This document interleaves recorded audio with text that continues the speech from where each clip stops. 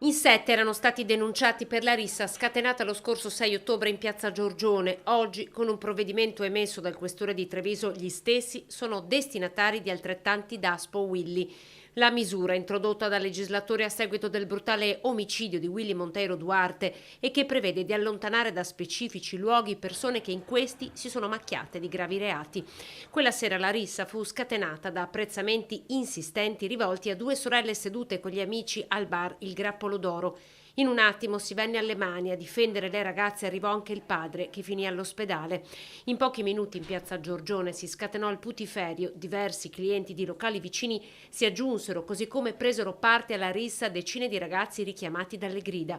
Per 7 di questi scattarono le denunce per rissa aggravata e lesioni personali. 3 persone finirono all'ospedale.